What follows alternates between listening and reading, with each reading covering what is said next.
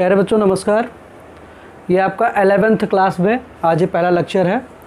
First chapter इसमें आपका physical world है, जिस पर आज हम लोग बात करेंगे। फिज़िकल वर्ल्ड में हम सबसे इम्पॉर्टेंट चीज़ जो है फ़िज़िक्स की, कि आखिर में फ़िज़िक्स हम पढ़ते क्यों हैं, फ़िज़िक्स का क्या यूज़ है, फ़िज़िक्स का क्या स्कोप है और फ़िज़िक्स हम किस तरह से पढ़ते हैं जिससे कि हमें समझ आए कि नेचर में, प्रकृति में जो ये लॉज हैं, प्रकृति में जो भी चीज़ें हो रही हैं वो कैसे संभव है। इस चीज़ के बारे में हम फिज़िकल वर्ल्ड में बात करते हैं। तो सबसे पहले जब हम फिज़िकल वर्ल्ड के बारे में बात करते हैं तो सबसे पहले हमें जानना होगा कि आखिर में ये फ़िज़िक्स है क्या। तो बेटा सबसे पहले फ़िज़िक्स के बारे में जानने के लिए हमें जानना होगा कि फ़िज़िक्स है क्या। ठीक है, तो फ़िज़िक्स के बारे में जानने के लिए सबसे पहले हमें पीछे जाना होगा, किसमें, साइंस के बारे में जानना होगा कि आखिर में साइंस क्या होता है। क्योंकि साइंस पढ़ने के बाद ही आप बताते हैं कि साइंस, फ़िज़िक्स जो है साइंस की एक ब्रांच है। ठीक है, तो फ़िज़िक्स क्या है, इसको जानने के लिए सबसे पहले आपको जानना होगा व्हाट इज़ साइंस। सबसे पहले आपको जानना होगा कि साइंस क्या है। अब साइंस को जानने के लिए आपको यहाँ पर सबसे बड़ी बात साइंस में बताई जाती है कि जो भी हम ऑर्गेनाइज नॉलेज गेन करते हैं, सिस्टमैटिक नॉलेज गेन करते हैं, वो क्या कहलाता है, हमारा साइंस कहलाता है। साइंस क्या है, ऑर्गेनाइज्ड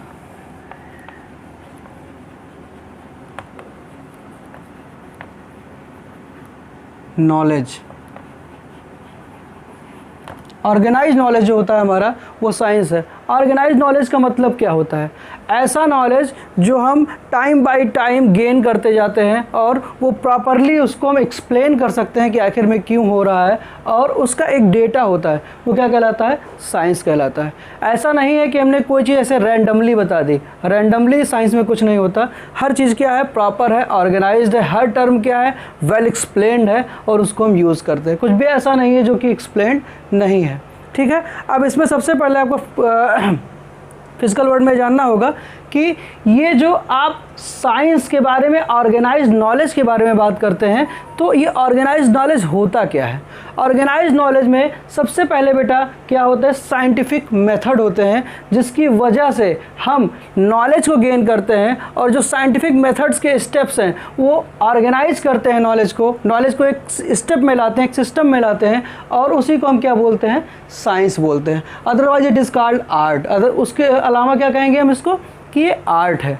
ठीक है, अब इस साइंस में आप ऑर्गेनाइज नॉलेज को गेन कर रहे हैं, इसके लिए सबसे पहले आपको जानना पड़ेगा कि साइंटिफिक मेथड क्या होते हैं।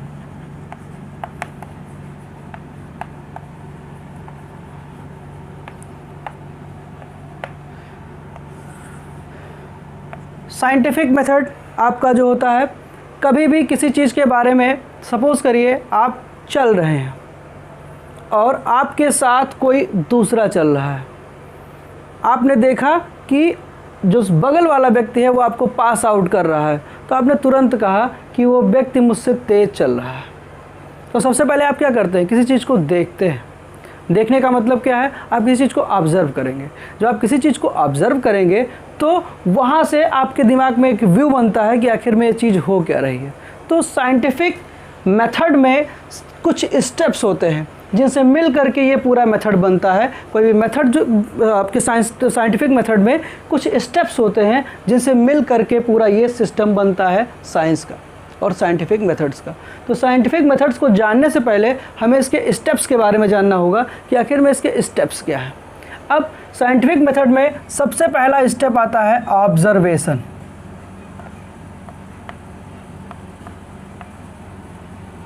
ऑब्जर्वेशन, किसी चीज़ को सबसे पहले आप क्या करते हैं, देखते हैं। आपने कहा कि सन से लाइट हमारे पास आती है, कोई भी व्यक्ति हमसे तेज़ चल रहा है, ये चीज़ आपको ज़्यादा चमकदार दिख रही है, ये चीज़ आपको तिरछी दिख रही है, कोई चीज़ स्ट्रेट दिख रही है, ये चीज़ आपके किस में आती है, ऑब्जर्वेशन में आती है। आपने देखा कि आप कोई भी चीज़ ऊपर की तरफ फेंकते हैं तो वो नीचे गिर जाती है।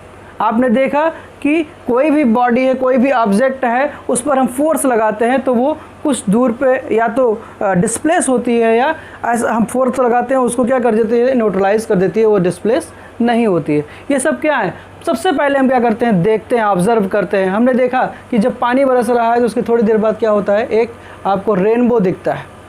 तो इस सब जो आपने ऑब्जर्वेशन किया है, इसके बाद जो ये ऑब्जर्वेशन आप करते हैं, इसको देखने के बाद क्या करते हैं, हम लेबोरेटरी में जाते हैं और एक्सपेरिमेंट परफॉर्म करते हैं।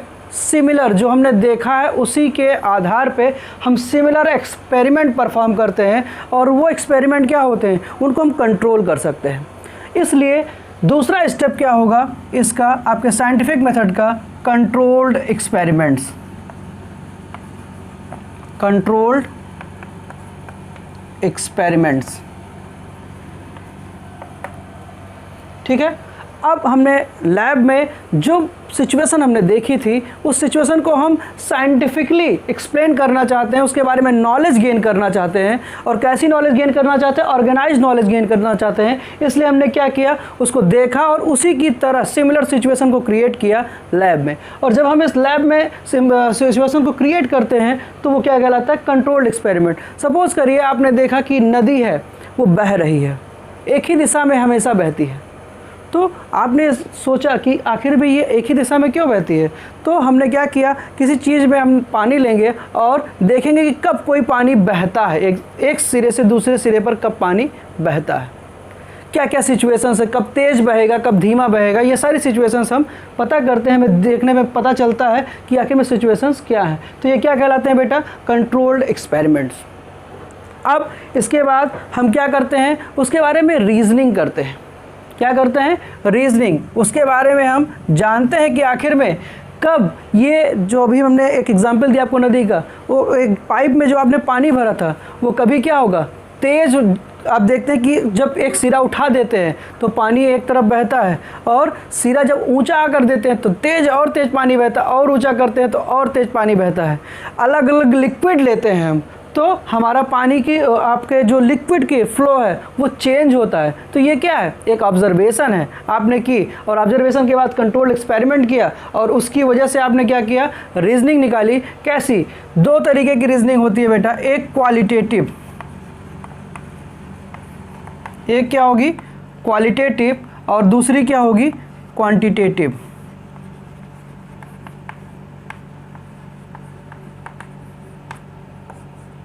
ये दो तरीके की आप रीजनिंग करते हैं एक्सपेरिमेंट के बाद।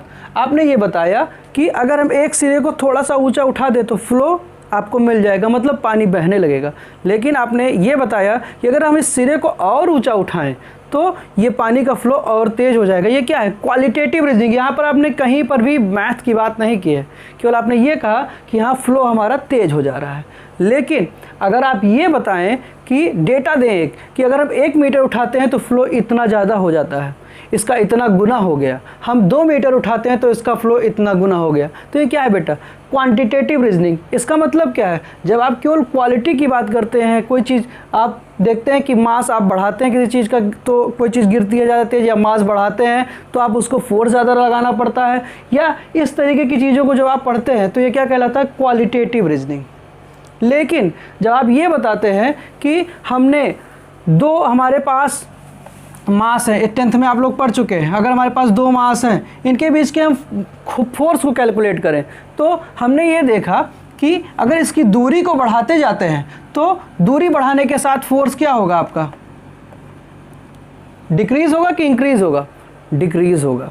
लेकिन जब हम ये बात करते हैं कि हमने इस डिस्टेंस r को 2r कर दिया है तो फोर्स कितना होगा, तो यहाँ पर जब आप फोर्स निकालते हैं तो ये क्या हो जाएगा, 1/4 हो जाएगा।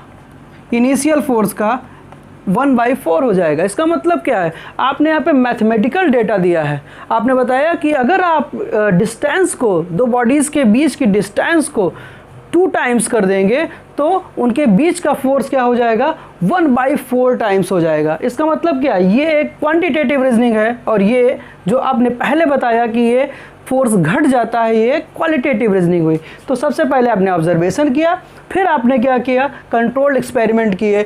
जो सिचुएशन आपने देखी थी, ऑब्जर्वेशन किया था, उसके आधार पे आपने एक्सपेरिमेंट किया, उस सिचुएशन को क्रिएट किया लैब में। तीसरी चीज़ आपने क्या देखी, क्वालिटेटिव या क्वांटिटेटिव रीजनिंग की। इस रीजनिंग के बाद आप यहाँ पर क्या करेंगे, मैथमेटिकल मॉडलिंग करेंगे। क्या करेंगे, मैथमेटिकल मॉडलिंग।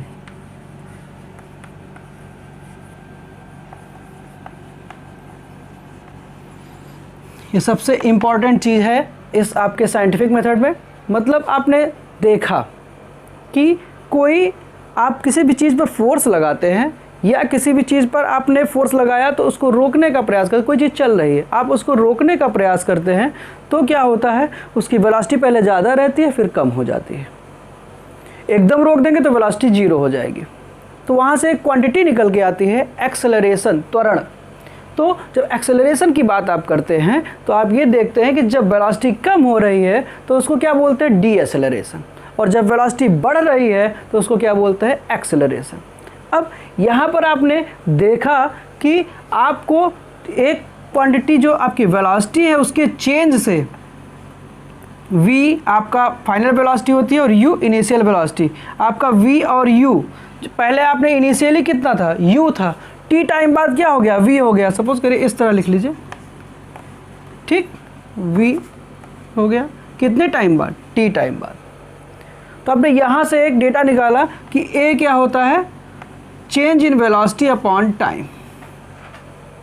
या आपने एक डेटा निकाला, मैथमेटिकल मॉडलिंग की, जो आपने रीजनिंग की है क्वालिटेटिव या क्वांटिटेटिव, उसके आधार पे मैथमेटिकल मॉडलिंग की कि आखिर में ये आर पे डिपेंडेंट है। जैसे इस एग्जांपल में आर पे डिपेंडेंट है, लेकिन आर के कितने पावर पे डिपेंडेंट है, इस चीज़ को आपने निकाला यहाँ पर। ये सब क्या है, मैथमेटिकल मॉडलिंग है। उसके लिए आपने क्या किया, एक मैथमेटिक्स का फार्मूला दिया, एक मैथमेटिक्स लगाई, जिसकी वजह से आप इसका एनालिसिस कर सकें, डेटा को आप एक्सट्रैक्ट कर सकें नंबर्स के फॉर्म में।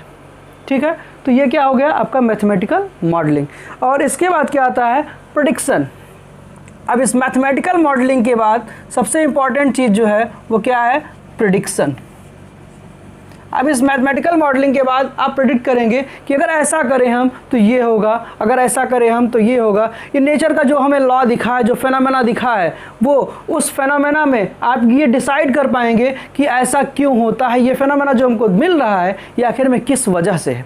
जब इस चीज़ को आप डिफाइन करते हैं तो आप यहाँ पर एक प्रेडिक्शन देते हैं, प्रेडिक्ट करते हैं कि अगर ऐसा हो रहा है, ये जो चीज़ हमको दिख रही है वो इसकी वजह से है। ठीक है, तो ये क्या आएगा पार्ट, इसमें फिफ्थ पार्ट आपका आएगा प्रेडिक्शन। और लास्ट पार्ट आपका है कि जो प्रेडिक्शन किया है आपने, आप उसका क्या करते हैं, वेरिफिकेशन।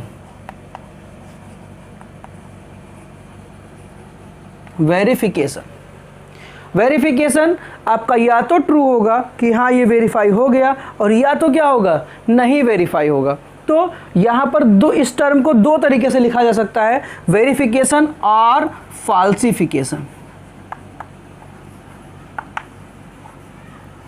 इसका मतलब क्या है, अगर जो हमने प्रेडिक्ट किया है वो सही है, उस चीज़ को हम जो भी हमने नेचर का फेनोमेना का देखा है वो चीज़ अगर सही आ रही है तो क्या हो जाएगा, it is verified that whatever we mathematically modelled and predicted is true. वो क्या है, वो ट्रू है, वो सही है। लेकिन अगर वो चीज़ गलत आती है तो क्या हो जाएगा, इट इज़ फाल्सिफिकेशन, वो गलत हो जाएगा। और ये आपका जो साइंटिफिक मेथड है, इसमें आपने प्रूव कर दिया कि कोई भी चीज़ जो आपने देखी है वो आखिर में क्या है, और नेचर का ये जो लॉ है या फेनोमेना है उस चीज़ को आपने डिस्क्राइब कर दिया। और ये क्या आया, आपका साइंटिफिक मेथड का पार्ट हुआ। ये 6 स्टेप आपने साइंटिफिक मेथड में लिए। इसके बाद आप सबसे बड़ी चीज़ जो आपको यहाँ पे मिल रही है वो क्या मिल रही है कि वेरिफिकेशन जब आप करते हैं तो कोई चीज़ कभी सही है और आगे स्टेप जब आगे की जनरेशन उसको करती जाती है तो कभी कभी क्या होता है, कोई लॉ क्या होता है, फेल हो जाता है, या उस लॉ में क्या होते हैं, करेक्शन होते हैं, चेंजेस, मॉडिफिकेशन होते हैं। तो वो क्या है, कुछ फॉल्स आया या कुछ कमियां आई तो उसको हमने वेरीफाई किया। इसका मतलब क्या है, कोई भी लॉ फाइनल नहीं है। आपके जो भी लॉज आते हैं उनमें करेक्शन संभव है, या आगे के समय में वो लॉ क्या कहा जा सकता है कि ये लॉ वेरीफाइड नहीं है, ये लॉ सही नहीं है, ये लॉ गलत है। इसीलिए कभी भी किसी चीज़ को हम एक्सप्लेन करते हैं तो सबसे पहली बात हम क्या बताते हैं कि it is according to Newton, it is according to हाइगन, it is according to Einstein, it is according to some scientist. ठीक है, हम हमेशा इस चीज़ को कहते हैं, क्यों? क्योंकि उनके आधार पे जो उन्होंने थ्योरी दी उस आधार पे उस चीज़ को हम पढ़ते हैं। ठीक है, तो ये क्या हुआ, आपका साइंटिफिक मेथड हुए। इन मेथड्स को जब हम अप्लाई करते हैं किसी भी फेनोमेना या किसी चीज़ पर, तो ये क्या कहलाता है, ऑर्गेनाइज्ड नॉलेज। और ये ऑर्गेनाइज्ड नॉलेज ही क्या कहलाएगा, साइंस। ठीक है, तो सबसे पहले आप लिख सकते हैं कि साइंस क्या है, ऑर्गेनाइज्ड नॉलेज है। और इस ऑर्गेनाइज्ड नॉलेज को हम गेन कैसे करते हैं, इन जो 6 स्टेप्स हैं साइंटिफिक मेथड्स के, इनसे हम गेन करते हैं। जब इस चीज़ को हम गेन कर लेते हैं तो वो क्या कहलाता है, साइंटिफिक मेथड्स द्वारा गेन किया हुआ कोई भी चीज़ का लॉ या कोई भी प्रॉपर्टी। ठीक है, अब इसमें सबसे इंपॉर्टेंट चीज़ क्या है, हम यहाँ पर पढ़ क्या रहे हैं, फिजिक्स पढ़ रहे हैं। और जब हम फिजिक्स की बात करते हैं तो फिजिक्स में सबसे अच्छी बात यह है कि फिजिक्स नेचर के बारे में है। जो भी नेचर में आप देखते हैं, जो भी नेचर में लॉज बनाए गए हैं या नेचर के जो भी लॉ हैं, हम उनको प्रिडिक्ट करते हैं, उनके बारे में बात करते हैं यहाँ पर। इसलिए ये नेचुरल साइंस है। सबसे बड़ी बात क्या है, ये फिजिक्स आपकी जो है वो नेचुरल साइंस है।